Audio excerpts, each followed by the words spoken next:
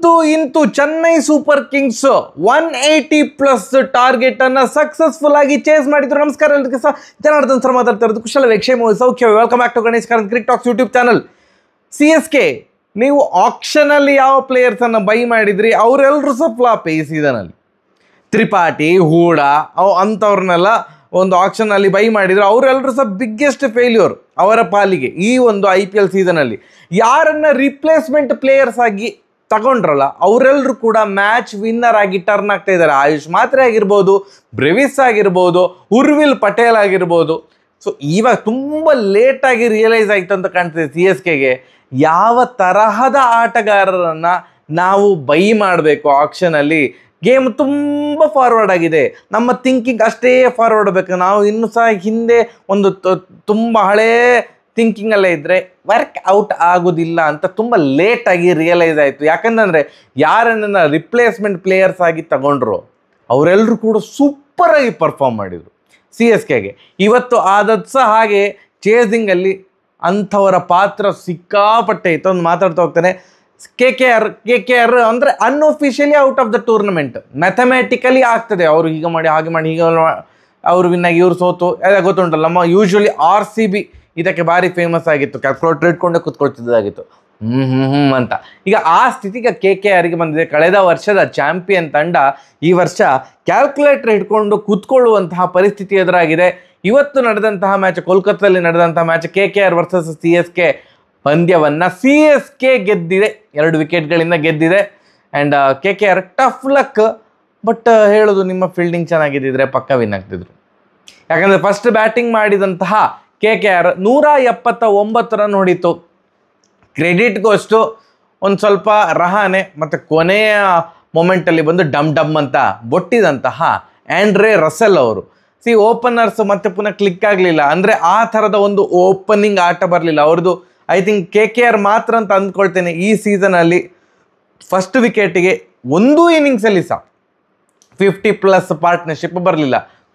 ಗುರ್ಬಾಜ್ ಅವರು ಬೇಗ ಔಟ್ ಆದರು, ಬಟ್ ರನ್ನಿನ ಗತಿ ಎಲ್ಲಿ ಕೂಡ ಕಮ್ಮಿ ಆಗಿರಲಿಲ್ಲ. ನರೇನ್ ಮತ್ತು ರಹಾನೆ ಅವರು ಸೇರಿಕೊಂಡು ಭಾರಿ ಚಂದದ ಆಟ ಆಡ್ತಾಯಿದ್ರು. ರನ್ನಿನ ಗತಿ ಆಲ್ಮೋಸ್ಟ್ ಒಂದು 9ರಿಂದ 10 ಆ ಥರ ಹೋಗ್ತಾ ಇತ್ತು ರನ್ ರೇಟ್. ಯಾವಾಗ ನೂರ್ ಅಹ್ಮದ್ ಅವರ ಓವರಲ್ಲಿ ರಹಾನೆ ಅವರು ಸ್ಟಂಪ್ ಔಟ್ ಆದರು, ಹಾಗೆಯೇ ಅದೇ ಓವರಲ್ಲಿ ರಘುವಂಶಿ ಅವರು ಔಟ್ ಆದ್ರಲ್ಲ, ಒಂದು ಓವರಲ್ಲಿ 2 ವಿಕೆಟ್ ಬಿದ್ದಾಗ ಹಾಗೆ ಎಂತ ಮಾಡ್ತಾರೆ, ಒಂಚೂರು ಸ್ವಲ್ಪ ಸ್ಲೋ ಡೌನ್ ಆಗುವ ಮಾರ್ರೆ ಅಂತ ಅಂದ್ಕೊಂಡು ಬೈದೇವ್ ಇವತ್ತು ವೆಂಕಟೇಶ್ ಅಯ್ಯರ್ ಅವರನ್ನು ಆಡಿಸಿರಲಿಲ್ಲ, ಮನೀಶ್ ಪಾಂಡೆ ಅವ್ರನ್ನ ಆಡಿಸಿದ್ರು. ನನಗೆ ಕೆಲವೊಂದು ಸಲ ಲಾಜಿಕ್ ಅರ್ಥ ಆಗೋದಿಲ್ಲ. ಲಾಸ್ಟ್ ಮ್ಯಾಚ್ ಏನು KKR ವಿನ್ ಆಗಿದ್ರು ಆ ಮ್ಯಾಚಲ್ಲಿ ವೆಂಕಟೇಶ್ ಅಯ್ಯರ್ ಅವರಿಗೆ ಬ್ಯಾಟಿಂಗೇ ಸಿಕ್ಕಿರಲಿಲ್ಲ, ಆಯಿತಾ. ಸೊ ಅವರು ಪ್ಲೇಯಿಂಗ್ 11ನಲ್ಲಿದ್ದರು, ಬ್ಯಾಟಿಂಗೇ ಸಿಕ್ಕಿರಲಿಲ್ಲ. ಇವತ್ತು ಅವರನ್ನ ಯಾಕೆ ರಿಮೂವ್ ಮಾಡಿದ್ರು? ಈಗ ಲಾಸ್ಟ್ ಮ್ಯಾಚ್ ಅವರು ಚೆಂದ ಮಾಡಿ ಆಡಿರ್ತಿದ್ರೆ ಓವರ್ ಆಲ್ ಈ IPL ಅಂತ ತಗೊಂಡ್ರೆ ವೆಂಕಟೇಶ್ ಅಯ್ಯರ್ ಅವರು ಪಂತ್ ಅವರ ಥರ ಬಿಗ್ ಫ್ಲಾಪ್ ಪ್ಲೇಯರ್ ಒಪ್ತೇನೆ. ಲಾಸ್ಟ್ ಮ್ಯಾಚಲ್ಲಿ ಅವರಿಗೆ ಚಾನ್ಸಸ್ ಸಿಕ್ಕಿರಲಿಲ್ಲ ಬ್ಯಾಟಿಂಗಿಗೆ. ಅಪ್ ದ ಆರ್ಡ್ರಲ್ಲಿ ರಸೆಲ್ ಅವ್ರನ್ನ ಎಲ್ಲ ಆಡಿಸಿದರು. ಸೊ ಇವತ್ತು ಯಾಕೆ ಅವ್ರನ್ನ ಕೂರಿಸಿ ಮನೀಶ್ ಪಾಂಡೆ ಅವ್ರನ್ನ ಆಡಿಸಿದ್ರು ಗೊತ್ತಿಲ್ಲ. ಮನೀಶ್ ಪಾಂಡೆ ಅವರು ಚೆಂದ ಮಾಡಿ ಆಡಿದರು, ಬಟ್ ಒಂದು 20 ರನ್ ಶಾರ್ಟ್ ಆಯಿತು ಅಂತ ನಮಗೇನು ಅನ್ನಿಸ್ತಾ ಉಂಟು, ಅದು ಮನೀಶ್ ಪಾಂಡೆ ಅವರಿಂದವ. ಯಾಕಂದರೆ ಅವರು 28 ಬಾಲ್ ಆಡಿ 36 ರನ್ ಹೊಡೆದದ್ದು, ನಾಟ್ಔಟ್ ಆಗಿದ್ದರು. ಸೊ ಆ ಒಂದು ಕ್ವಿಕ್ ಫೈರ್ ಅಂತ ಏನು ಹೇಳ್ತಾರಲ್ಲ, ಆ ಥರದ ಇನ್ನಿಂಗ್ಸ್ ನಾವು ಈಗ ಬರ್ತದೆ ಅಂತ ಎಕ್ಸ್ಪೆಕ್ಟ್ ಮಾಡ್ತಾಯಿದ್ದೆವು ಮನೀಶ್ ಪಾಂಡೆಯಿಂದ. ಬರಲೇ ಇಲ್ಲ. ಉಳಿದವರೆಲ್ಲರೂ ಸಹ ಆಡಿದರು. ರಹಾನೆ ಅವರು 33 ಬಾಲ್ಗೆ 48 ರನ್ ಹೊಡೆದು ಒಳ್ಳೆ ಸ್ಟ್ರೈಕ್ ರೇಟಲ್ಲಿ ಆಡಿದರು. ಆ್ಯಂಡ್ ರಸೆಲ್ ಅವರು ಭಾರಿ ಚೆಂದ ಮಾಡಿ ಆಡಿದರು, ಡಮ್ ಅಂತ ಒಂದು ಹೊಡೆದ್ರು. 38 ರನ್ ಹೊಡೆದ್ರು 22 ಬಾಲಿಗೆ. ಎಲ್ಲರೂ ಸಹ ಆ ಕಡೆಯಿಂದ ಎಲ್ಲರೂ ಸಹ ಹೊಡಿತಾ ಇದ್ದಾರೆ. ಬಟ್ ಮನೀಶ್ ಪಾಂಡೆ ಆ ಒಂದು ಇನ್ನಿಂಗ್ಸ್ ಏನೋ ಒಂಚೂರು ಸ್ಲೋ ಆಯಿತು ಅಂತ ನನಗೆ ಅನಿಸಿತು. ಮೇ ಬಿ ಆ 2 ಅದೇ ಪಟ ಅಂತ ಒಂದೇ ಓವರಲ್ಲಿ 2 ವಿಕೆಟ್ ಬಿದ್ದಕ್ಕೆ ಆ ಸಮಯದಲ್ಲಿ ಬಂದದ್ರಿಂದಾಗಿ ಮನೀಶ್ ಪಾಂಡೆ ನಿಧಾನ ಆಟಕ್ಕೆ ಆ ಕ್ಷಣಕ್ಕೆ ಮುಂದಾಗಿದ್ದರಲ್ಲಿ ತಪ್ಪಿಲ್ಲ. ಬಟ್ ಓವರಾಲ್ ನೋಡಿದಾಗ ಇದು ಪೂರ್ತಿ ಆ್ಯಂಕರ್ ಇನ್ನಿಂಗ್ಸ್ ಆಯ್ತಲ್ಲ ಮಾರ್ರೆ ಅಂತ ಅನ್ನಿಸ್ತದೆ. 179 ರನ್ನು. ಕೆಲವರು CSKಗೆ ಸಾಕು ಮಾರ್ರೆ, CSK ಹಾಗೂ ಚೇಸ್ ಮಾಡೋದಿಲ್ಲ, 180 ಚೇಸ್ ಮಾಡೋದಿಲ್ಲ, ಸೊ ಬೆಸ್ಟ್ ಸ್ಕೋರ್ಪ ಅಂತ ಹೇಳ್ಬೋದು. ಅದಕ್ಕೆ ಪ್ರತಿಯಾಗಿ ಅವರ 2 ಓಪನರ್ಸ್ 0ಗೆ ಔಟು. ಈ ಒಂದು IPL ಇದು ಏನೋ ಒಂದು ಶಾಪ ಅಂತ ಕಾಣ್ತದೆ. ಯಾರು 100 ಹೊಡಿತಾರೆ ಅವ್ರು ನೆಕ್ಸ್ಟ್ ಮ್ಯಾಚಲ್ಲಿ 0 ಹೊಡಿತಾರೆ. ವೈಭವ್ ಸೂರ್ಯವಂಶಿ ಅವರು 35 ಬಾಲಿಗೆ 100 ಹೊಡೆದಿದ್ರು, ನೆಕ್ಸ್ಟ್ ಮ್ಯಾಚಲ್ಲಿಯೇ ಡಕ್ಔಟ್. ಇಶಾನ್ ಕಿಶನ್ ಅವರು ಫಸ್ಟ್ ಮ್ಯಾಚಲ್ಲಿ 100 ಚೆಚ್ಚಿದ್ರು, ನೆಕ್ಸ್ಟ್ ಮ್ಯಾಚಲ್ಲಿ 0. ಈಗ ಆಯುಷ್ ಮಾತ್ರೆ ಏನು ಲಾಸ್ಟ್ ಮ್ಯಾಚ್ 94 ರನ್ ನಮ್ಮ ಮೇಲೆ ಅಲ್ವಾ, RCB ಮೇಲೆ 94 ರನ್, ಆಲ್ಮೋಸ್ಟ್ 100 ಅಂತ ಇಟ್ಕೊಳ್ಳುವ. ಇವತ್ತು 0. ದೃಷ್ಟಿ ಅಂತ ಹೇಳ್ತಾರಲ್ಲ, ದೃಷ್ಟಿ ಬೀಳೋದು ನಿಜ ಮಾರ್ರೆ. ಯಾಕಂತಂದರೆ ಇದೊಂಥರ ಹೀರೋ ಮತ್ತು ಝೀರೋ ಥರ. ಒಂದು ಮ್ಯಾಚಲ್ಲಿ ಅದು ಆ ಥರ ಸೂಪರಾಗಿ ಆಡಿದ್ಕೊಳ್ಳೋ ಎಲ್ಲರೂ ಸ್ವಲ್ಪ ಭಾರಿ ಹೊಗಳ್ತಾರೆ, ಅದ್ಭುತ, ಅಮೋಘ, ಆಶ್ಚರ್ಯ ಅಂತ. ನೆಕ್ಸ್ಟ್ ನೋಡಿದರೆ ಅಯ್ಯ ಇದೆಂತ ಇದು, ಹೀಗೆ 0ಗೆ ಔಟ್ ಆದಾಗ ನಮ್ಗೆ ಪರ್ಸ್ನಲಿ ಸ್ವಲ್ಪ ಬೇಜಾರಾಗ್ತದೆ. ಅಯ್ಯೋ ಎಂತ ಮಾರ್ರೆ, ಲಾಸ್ಟ್ ಮ್ಯಾಚ್ ಅಷ್ಟು ಭಾರಿ ಚೆಂದ ಮಾಡಿ ಆಡಿದ ಹುಡುಗ ಅಂತ. ಇವತ್ತು ಕಾನ್ವೆ ಅವ್ರನ್ನ ಹಾಕ್ಕೊಂಡಿದ್ರು. ಕಾನ್ವೆ ಅವರು ಸಹ ಡಕ್ಔಟ್ 2008 ನಂತರ CSK ಇಬ್ಬರೂ ಓಪನರ್ಸ್ ಡಕ್ಔಟ್ ಆಗ್ತಾ ಇರೋದು. ಸೊ ಇದೆಲ್ಲ ನೋಡಿದಾಗ ಇದು ಇವ್ರಿಗೆ ಚೇಸ್ ಮಾಡಲಿಕ್ಕೆ ಆಗೋದಿಲ್ಲ ಅಂತ ಅಂದ್ಕೊಳೋದು. ಬೈ ದ ವೇ ಇವತ್ತು ಉರ್ವಿಲ್ ಪಟೇಲ್ ಡೈರೆಕ್ಟಾಗಿ ಅವ್ರು ಪ್ಲೇಯಿಂಗ್ ಎಲೆವನಲ್ಲಿ ಕಾಣಿಸ್ಕೊಂಡ್ರು. ಅವನನ್ನು ಲಾಸ್ಟ್ ಮೂಮೆಂಟಿಗೆ, ಅಂದರೆ CSKಲಿ ಎಂತಾಗಿದೆ ಅಂತ ಗೊತ್ತಿಲ್ಲ, ಎಲ್ಲರೂ ಸಹ ಇಂಜುರಿ ಆಗ್ತಿದ್ದಾರೆ ಮಾರೆ.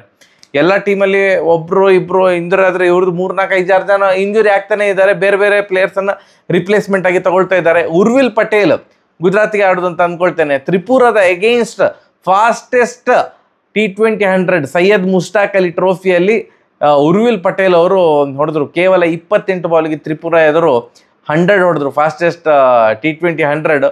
ಅವರನ್ನು ಇವತ್ತು ಆಡಿಸಿದ್ರು. ಅಂದರೆ ಅವ್ರನ್ನ ಬೈ ಮಾಡಿ, ಅಂದರೆ ರಿಪ್ಲೇಸ್ಮೆಂಟ್ ಆಗಿ ತಗೊಂಡು ಡೈರೆಕ್ಟ್ ಪ್ಲೇಯಿಂಗ್ ಎಲೆವನಲ್ಲಿ ಕಾಣಿಸ್ಕೊಂಡು 1 ಡೌನ್ ಪ್ಲೇಯರ್ ಆಗಿ ಬಂದರು. ಅಪ್ಪ ದೇವ, ಅದೇ ಮತ್ತೆ ಪುನಃ ಈ IPL ಸ್ಪೆಷಾಲಿಟಿ ಅಂತ ಕಾಣ್ತದೆ. ಈ ಡೆಬ್ಯೂಟೆಂಟ್ಸ್ ಎಲ್ಲ ಪಟ್ ಅಂತ 6 ಹೊಡಿದು, 6 ಹೊಡೆದೇ ಖಾತೆ ಓಪನ್ ಮಾಡೋದು ಅಂತ ಅಂದ್ಕೊಳ್ತೇನೆ. ಅಲ್ಲಿ ಅಂತ ವೈಭವ್ ಸೂರ್ಯವಂಶಿ, ರಾಜಸ್ಥಾನದ ವೈಭವ್ ಸೂರ್ಯವಂಶಿ ತಾನು ಎದುರಿಸಿದಂತಹ ಮೊದಲ ಎಸೆತವನ್ನೇ 6 ಆಗಿ ಕನ್ವರ್ಟ್ ಮಾಡಿದರು. ಇವರು ಫಸ್ಟ್ ಎಸೆತ ಅಲ್ಲ, ಸೆಕೆಂಡ್ ಬಾಲನ್ನೇ 6 ಆಗಿ ಕನ್ವರ್ಟ್ ಮಾಡಿದರು, ಖಾತೆ ಓಪನ್ ಮಾಡಿದರು. 11 ಬಾಲ್ಗೆ 31 ರನ್ ಹೊಡೆದು ಭಾರಿ ಚಂದದ ಆಟ ಆಗಿತ್ತು ಎಲ್ಲ. ಆ್ಯಂಡ್ ಅವರು ಔಟದ ಏನು ಕ್ಯಾಚ್ ಕೂಡ ಆಗಿದೆ. ಹಾಗೆ ಅವರು ಪಟಾರ್ ಅಂತ ಬೀಸಿದ್ರು, ಅದು ಎಡ್ಜ್ ಆಗಿ ಶಾರ್ಟ್ ಥರ್ಡ್ ಮ್ಯಾನ್ ರೀಸನಲ್ಲಿ ಇನ್ನೇನು 4 ಹೋಗ್ತದೆ ಅಂತ ಹೇಳುವಾಗ ಪಟಾರ್ ಅಂತ ಚಿಗರಾಗಿ ಜಂಪ್ ಮಾಡಿ ಕ್ಯಾಚ್ ಹಿಡ್ದದ್ದು ಯಾರು, ವರುಣ್ ಚಕ್ರವರ್ತಿ ಅವರು. ಅವರಿಗೆ ಶಾಕ್, ವರುಣ್ ಚಕ್ರವರ್ತಿಗೆ ಫುಲ್ ಸೆಲೆಬ್ರೇಷನ್ ಎಲ್ಲ ಜೋರಿತ್ತು. ಬಟ್ 11 ಬಾಲಿಗೆ 31 ರನ್ನು ಭಾರಿ ಕ್ವಿಕ್ಕಾಗಿ ಆಡಿದರು. ಬಟ್ CSK 6 ಓವರ್ಗೆ 62 ರನ್ ಹೊಡೆದಿದ್ರು ಕೂಡ 5 ವಿಕೆಟ್ ಹೋಗಿ ಆಗಿದೆ. ರನ್ ಸಹ ಬರ್ತಾ ಉಂಟು, ವಿಕೆಟ್ ಹೋಗಿದೆ. ಇವತ್ತು 2 ವಿಕೆಟ್ ಹೋದ್ಮೇಲೆ ಅಶ್ವಿನ್ ಅವ್ರನ್ನೆಲ್ಲ ಕಳಿಸಿದ್ರು. ನನಗೆ ಯಾವ ಲಾಜಿಕ್ ಅಂತ ಅರ್ಥ ಆಗಲಿಲ್ಲ. ಬಟ್ ಎನಿವೇಸ್ ಭಾರಿ ಎಕ್ಸ್ಪೆರಿಮೆಂಟ್ ಮಾಡಿಯೇ ಬಿಡು ಅಂತ ಡಿಸೈಡ್ ಮಾಡಿದ್ದಾರೆ ಅಂತ ಕಾಣ್ತದೆ CSK ಅವರು. ಅಶ್ವಿನ್ ಅವ್ರನ್ನ ಕಳಿಸಿದ್ರು. ಸೊ ಕಾನ್ವೆ, ಆಯುಷ್ ಮಾತ್ರೆ, ಯಾರು ಜಡೇಜಾ 10 ಬಾಲಿಗೆ 19 ರನ್, ಅವರು ಕೂಡ ಕ್ವಿಕ್ಕಾಗಿ ಆಡಿದರು. ಬಟ್ ಬೋಲ್ಡ್ ಆದರು ವರುಣ್ ಚಕ್ರವರ್ತಿ ಅವರ ಬೌಲಿಂಗಲ್ಲಿ, ಅಶ್ವಿನ್. ಸೊ ಹೀಗೆ ಸಾಲು ಸಾಲಾಗಿ. ಆ್ಯಂಡ್ ಇವರು ಯಾರು, Urvil Patel. So 6 power play ಆಗುವಷ್ಟರಲ್ಲಿ 5 ವಿಕೆಟ್ ಬಿದ್ದಿದೆ. ಅದಾದಮೇಲೆ ದೂಬೆ ಅವರು ಇಂಪ್ಯಾಕ್ಟ್ ಪ್ಲೇಯರ್ ಆಗಿ ಬಂದು ಒಂದು ಆ್ಯಂಕರ್ ರೋಲ್ ಥರ ಆಡ್ತಾ ಇದ್ರು. ಬ್ರೇವಿಸ್ ಅವರು ಚೆಂದ ಮಾಡಿ ಆಡ್ತಾ ಇದ್ರಪ್ಪ. ಒಂದು ಎಷ್ಟು 16 ಬಾಲಿಗೆ 20 ರನ್, 16 ಬಾಲಿಗೆ 20 ರನ್ನಿಂದ ಬ್ಯಾಟಿಂಗ್ ಕಾಯ್ದಿರಿಸ್ಕೊಂಡಿದ್ರು. But still it was too much. ಇದು ವಿನ್ ಆಗೋದಿಲ್ಲ ಅಂತ ಅಂದ್ಕೊಳ್ತಿರುವಾಗ ವೈಭವ್ ಅರೋರಾ ಹಾಕಿದಂತಹ ಒಂದು ಓವರ್ ಕಂಪ್ಲೀಟ್ ಮ್ಯಾಚನ್ನೇ ಚೇಂಜ್ ಮಾಡಿ ಹಾಕಿತ್ತು. ಆ ಓವರಲ್ಲಿ ಬ್ರೆವಿಸ್ ಹೊಡೆದದ್ದು 30 ರನ್, 6, 4, 4, 6, 6, 4, 30 ರನ್. ಪೂರ್ತಿ ಮ್ಯಾಚೇ ಚೇಂಜ್ ಆಗಿ ಹೋಯಿತು. ಕಣ್ಣು ಮುಚ್ಚಿ ಕಣ್ಣು ಬಿಡು ಅಷ್ಟರಲ್ಲಿ ಮ್ಯಾಚ್ CSK ಕಡೆಗಿತ್ತು. ಇದೆಂತ ಮಾರ ಇಷ್ಟು ರನ್ ಬಂತು? Actually first ball clean catch. Suryavanshi ಅವರು ಕರೆಕ್ಟಾಗಿ ಹಿಡಿದಿದ್ದರೆ, ಸೂರ್ಯವಂಶಿ ಅಲ್ಲ, ವೈಭವ್ ಸೂರ್ಯವಂಶಿ, ಇವ ರಘುವಂಶಿ ಅಲ್ವಾ, ಹೆಸರು ಯಾವತ್ತೂ ನಂಗೆ ಕನ್ಫ್ಯೂಸ್ ಆಗೋದಪ್ಪ. ರಘುವಂಶಿ ವೈಭವ್ ಸೂರ್ಯವಂಶಿ, ಹೌದು ರಘುವಂಶಿ. ಅವರು ಕರೆಕ್ಟಾಗಿ ಕ್ಯಾಚ್ ಹಿಡಿದಿದ್ರೆ ಅಂದರೆ ಆವಾಗ 30 ರನ್ ಎಲ್ಲಿ ಬರ್ತಿತ್ತು? ಫಸ್ಟ್ ಬಾಲೇ ಔಟ್ ಆಗ್ತಾಯಿದ್ರು. ಎಂಥ ಜಡ್ಜ್ ಮಾಡಿದ್ರಂತ ಗೊತ್ತಾಗಲಿಲ್ಲ. ಕೈಗೆ ಸತ್ತಾಗಲಿಲ್ಲ, ಸೀದಾ 6ಗೆ ಹೋಯಿತು. ಅವರ ಹೈಟಲ್ಲೇ ಇತ್ತು, ಅವ್ರೇನು ಜಂಪ್ ಮಾಡಬೇಕಾಗಿರಲಿಲ್ಲ, ಎಂಥದ್ದು ಇರಲಿಲ್ಲ. 6 ಹೋಯಿತು. ನೆಕ್ಸ್ಟ್ 2 ಬಾಲ್ 4 ಬಂತು, ನೆಕ್ಸ್ಟ್ 2 ಬಾಲ್ 6, ಲಾಸ್ಟ್ ಬಾಲ್ 4, ಒಟ್ಟು 30 ರನ್ ಹರಿದು ಬಂತು. ಸೊ ಅಲ್ಲಿಂದ ಈಸಿ ಆಯಿತು. ನೆಕ್ಸ್ಟ್ ಅವರು 24 ಬಾಲಿಗೆ 52 ರನ್ ಹೊಡೆದು ಏನು ಬ್ರೇವಿಸ್ ಅವರು ಔಟ್ ಆದಮೇಲೂ ಕೂಡ ಅಂದರೆ ನಿಮಗೆ ಇದು ಕೈಯಿಂದ ತಪ್ಪಿ ಹೋಗ್ತದೆ ಅಂತ ಅನ್ನಿಸ್ತಾ ಇರಲಿಲ್ಲ. ಆ್ಯಂಕರ್ ರೋಲ್ ಆಡಿದಂತಹ ದುಬೆ ಅವರು 40 ಬಾಲಿಗೆ 45 ರನ್ ಹೊಡೆದ್ರು. ಲಾಸ್ಟ್ ಓವರಲ್ಲಿ 8 ರನ್ ತೆಗೆಯುವಂತಹ ಒಂದು ಈಸಿ ಸ್ಕೋರ್ ಅಂತವೇ ಭಾವಿಸ್ಕೊಳ್ತೇನೆ. ಯಾಕಂತಂದರೆ ಕ್ರೀಸಲ್ಲಿ ಇದ್ದದ್ದು ಧೋನಿ ಅವರು. ಲಾಸ್ಟ್ ಓವರಲ್ಲಿ 8 ರನ್, ಧೋನಿ ಅವರಿದ್ದಾರೆ, ಒಂದು 6 ಬರಲೇಬೇಕಲ್ಲ. ಪಟಾರ್ ಅಂತ ಫಸ್ಟ್ ಬಾಲೇ 6 ಬಂತು. ಸೆಕೆಂಡ್ ಬಾಲ್ ರನ್ ಓಡಲಿಲ್ಲ, ಅಂದರೆ 8 ವಿಕೆಟ್ ಆಲ್ರೆಡಿ ಹೋಗಿದೆ. ಬಟ್ ಎನಿವೇಸ್ ಥರ್ಡ್ ಬಾಲ್ಸ್ ಓಡಿದ್ರೆ ಮತ್ತೆ ಕುತ್ತಿಗೆ ತನಕ ಬರ್ತದೆ ಅಂತ ಥರ್ಡ್ ಬಾಲ್ ಸಿಂಗಲ್ ಓಡಿದ್ರು, ಸ್ಕೋರ್ ಲೆವೆಲ್ ಆಯಿತು. ನೆಕ್ಸ್ಟ್ ಬಾಲಿಗೆ ಅಂಶುಲ್ ಕಂಬೋಜ್ ಅವರು ಲಾಂಗ್ ಆನ್ ರೀಜನಲ್ಲಿ 4 ಹೊಡೆದು ಸೊ ತಂಡವನ್ನು ವಿನ್ ಮಾಡಿಸಿದ್ರು. ಸೊ ಈ ಒಂದು ಜಯದೊಂದಿಗೆ CSK ಏನು ನೆಕ್ಸ್ಟ್ ರೌಂಡಿಗೆ ಕ್ವಾಲಿಫೈ ಎಲ್ಲ ಆಗೋದಿಲ್ಲ, ಬಟ್ KKR ನೆಕ್ಸ್ಟ್ ರೌಂಡಿಗೆ ಹೋಗದಾಗೆ KKRನ ಪ್ಲೇ ಆಫ್ ಆಸೆಯನ್ನು ಆಲ್ಮೋಸ್ಟ್ ಎಂಡ್ ಮಾಡಿದ ಕ್ರೆಡಿಟ್ ಅಂತೂ CSK ತಗೊಳ್ತದೆ. ನಾ ಮನೆಗೆ ಹೋಗ್ತಿದ್ದೇನೆ, ಐ ವಿಲ್ ಮೇಕ್ ಶ್ಯೂರ್ ನೀನು ಸಹ ನನ್ನ ಜೊತೆಗೆ ಮನೆಗೆ ಹೋಗುವಾಗೆ ಮಾಡ್ತೇನೆ ಅನ್ನುವಂಥ ಒಂದು ಹಠ ತೊಟ್ಟು ಇವತ್ತು ಅಂತೂ ಇಂತೂ ಚೇಸ್ ಮಾಡಿದರು. ಆಗವೇ ಹೇಳಿದಾಗೆ ಇವರು ರಿಪ್ಲೇಸ್ಮೆಂಟ್ ಪ್ಲೇಯರ್ಸ್ ಅಂತ ಏನು ಬೈ ಮಾಡಿದ್ರಲ್ಲ, ಅದನ್ನು ಮಾತ್ರ ಸಿಕ್ಕಾಪಟ್ಟೆ ತಲೆ ಖರ್ಚು ಮಾಡಿ ಪೊಟೆನ್ಷಿಯಲ್ ಇರುವಂಥ ಆಟಗಾರರು ಮತ್ತು ಮೇಯ್ನ್ ಏಜ್ ಇರುವ ಆಟಗಾರರು ಎಲ್ಲ ಯಂಗ್ಸ್ಟರ್ಸನ್ನು ಬೈ ಮಾಡಿದ್ದಾರೆ. ಆಯುಷ್ ಮಾತ್ರ 17 ವರ್ಷ, ಬ್ರೆವಿಸ್ 25 ವರ್ಷದ ಒಳಗೆ ಅಂತ ಭಾವಿಸ್ಕೊಳ್ತಾ ಇದ್ದೇನೆ. ಆ್ಯಂಡ್ ಈವನ್ ಉರ್ವಿಲ್ ಪಟೇಲ್ ಹಿಂಗ 28 ವರ್ಷ ನಾನು ಅಂದ್ಕೊಳ್ತೇನೆ. ಇವರೆಲ್ಲರೂ ಸಹ ಯಂಗ್ಸ್ಟರ್ಸೇ.